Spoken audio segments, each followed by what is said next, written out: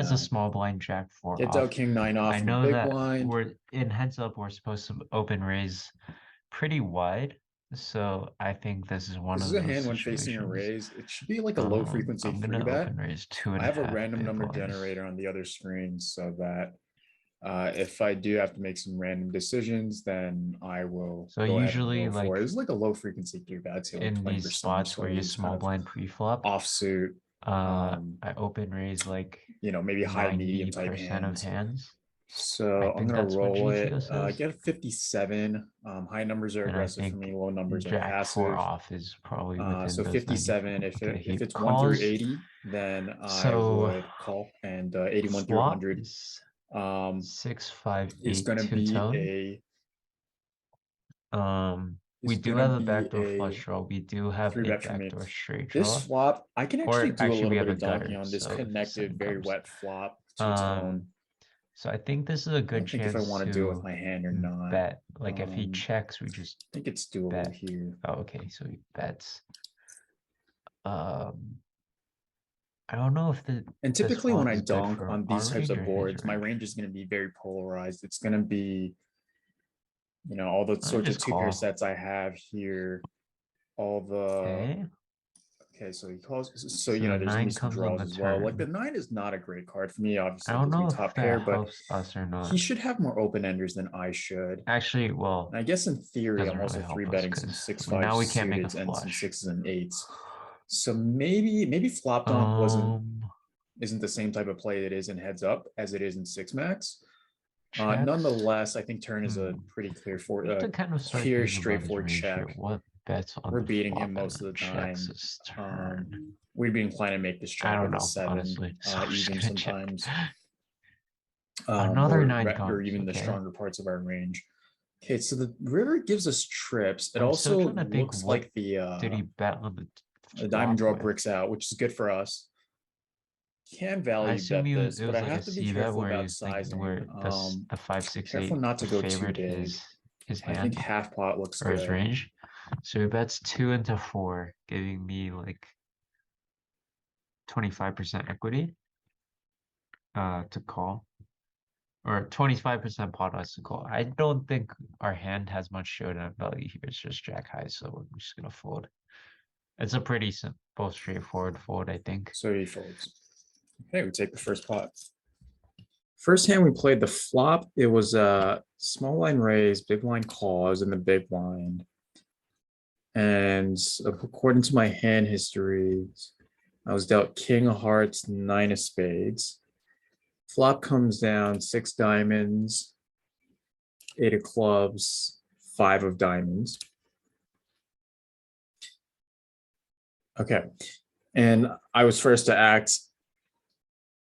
Here, I think this is a low frequency donk. I'm supposed to be donking a fairly polarized range here, consisting of mostly my draws, and then I guess I can have some 2 pairs here, like 5, 8. This is a more frequent donk in 6 max, I would think, in button versus big blind type single raise pots than it would be in heads up, is my guess, because in heads up, you are supposed to 3-bet your suited connectors at an even greater frequency than you are in 6 max. So in 6 max, you would probably have some 6-5 suited tiers, some 8-6 suited, some 8-5 suited. Admittedly, you do 3-bet those at a pretty high frequency in 6 max as well if you're in the big blind and you're playing a polarized 3-betting strategy. But here in heads up, if you're in the big blind, you should be 3-betting those close to like 50, 60% of the time. So these are very frequent 3-bets. And as a result, when the pre-flop action goes raise call, I, as the big blind, have fewer of these in my range of these 2 pairs. So admittedly, maybe, the flop donk was not the best idea, but generally speaking, low card boards are going to be favorable for me. So if the flop came, for instance, 764 or 754, for instance, if you just lower all the ranks of the cards by 1, that would be a flop where I would have a more credible reason to donking, because here I should be three betting eights and sixes to some degree. I should be three betting all my eights and maybe 50% of my sixes. And then I shouldn't have as many 6-5 suited or 8-6 suited here. If the flop was something like 7-5-4, then I have more sets on that board because I don't three bet fours and fives. And I have more 7-4 suited.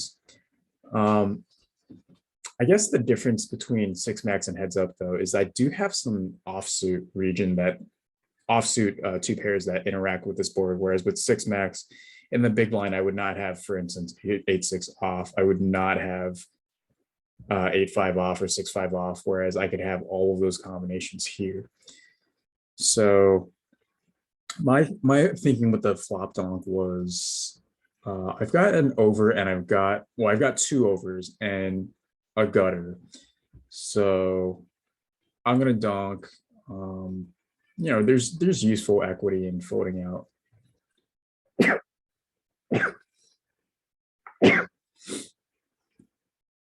gonna have to edit that one out.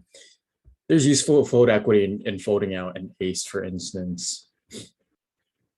But perhaps, you know, not much more thinking than that. So that's why I donked the flop. So let's look at the GTO solution. I just punched in this board. Okay, and see, it actually checks 99% of the time. So I guess this flop donk was not correct. Should basically never be doing it.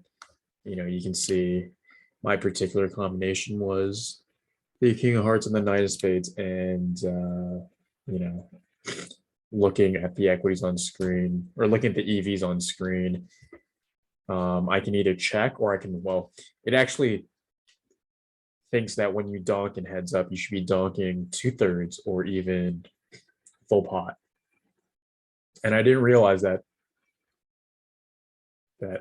donking 1/3 pot was not really a thing in G2L. So that's very interesting.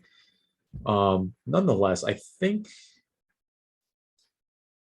the equities are, yeah, maybe the equities are not, or the EVs are not particularly close. Like, as you can see, checking is the highest EV play, and then betting, you know, 2/3 pot loses you EV. Okay, so I played this as a bet. You know, what are your thoughts when you saw me bet? Offsuit specifically, jack of clubs and 4 of diamonds. So obviously I had the backdoor flush draw and the gut shot. And I didn't think you had any suited connectors in your range.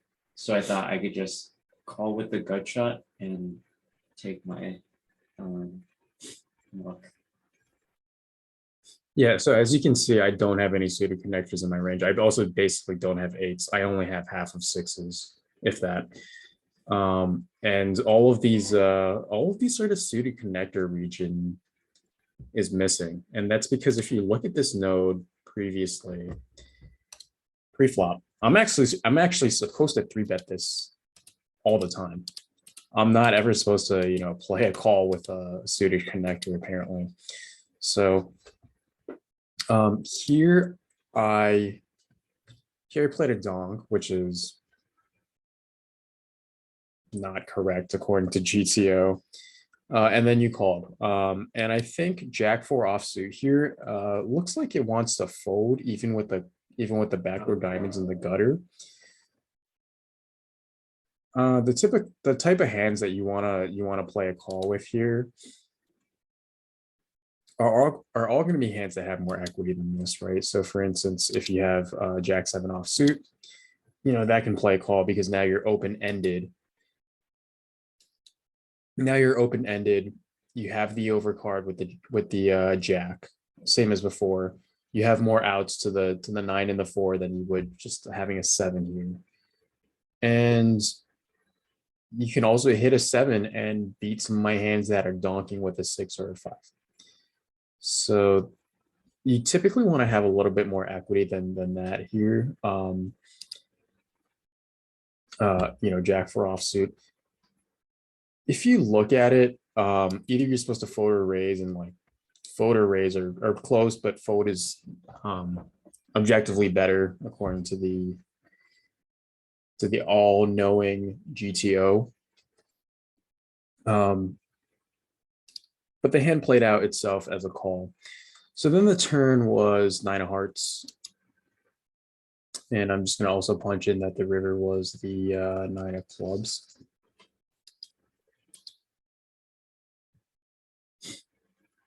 And here I turn top pair. I think, what was I thinking on this card? I thought that you had more open enders than I did. And so it was reasonable for me to check a high percentage of my range here. And that's what I did. So king 9 offsuit, it's actually saying, okay, like never donk with, that specific combo that I had with the king of hearts and the 9 of spades. But you can see with kind of the other kings here, they had the backdoor flush draw that donked. So that was kind of a reason to donk. Was that, you have 2 draws in the gutter and the backdoor flush draw, as well as the 2 overcards to the board. Here I played a check thinking that I wasn't getting a ton of value and that you had more open-ended straight draws than I had. But I think what it's doing here is it's saying, don't be afraid of the open-endedness of the or the fact that his open-enders got there. And also don't be afraid of the fact that there are an overwhelming number of 2-pair and set hands on the board, because with a lot of your 2-pair or sets on the board, you would have raised the flop. So by you not doing that, it caps your range to hands that are, somewhat worse than that. Of course, you can still have the overpairs that just call the flop too. So like if I look at your range here, you still have a whole big overpair region here. Okay, so it's a little slow right now. You still have a whole big overpair region right here. Yep. And those hands beat a 9, but you also, this is heads up. The ranges are super wide. You can again call with flush draw. You can again call with some sort of 8. All right, like an 8 is never really folding here. If I bet, but I decided to check, and then you check back, and then the river was another 9. And so my thoughts on hitting trips on the river, I had king 9 off again, was that there the diamond draw bricks out. I can credibly represent, well, my hand goes for value. On the flop, I don't really have that many boats in my range, and I don't have many hands that are really gonna be stronger than a straight. You can see I do have some boats with like the 9-8 off, and the like 9-6 suited is even gone, right? Like 9-5 suited is gone. I just don't have very many boats here. And so like the top of my value range is going to be a 7. 9 kind of falls below that. And I figure I just bet like half pot with, my 9 too. So you can kind of see like, that's what like my 9s would do if I got to this node with some sort of 9. That wasn't the king 9 off, is that it wants to bet half pot. Your thoughts? Yeah, I just saw the bet and immediately folded because I had no showdown value with Jack 4 off. Yeah. Did you ever consider betting the turn or potentially raising the river? Were those ever thoughts that occurred to you? No, not really. Because I don't know. I feel like in these types of situations where I just get complete air, I never know when to bluff and when to like actually make a value hand. In this case, I had no showdown value, I had no equity. So I was just like, to any bet, I'm gonna fold. Yeah, that makes sense. And then also don't forget that you actually kind of block some of my bluffs here with a jack. Oh, If you have, I wasn't even thinking about that. yeah, if I have, well, it's hard to say what kind of like jack X hands I might bluff. I guess I could do this with maybe like jack 4 suited myself. Although, you know, in GTO that's already not in my range.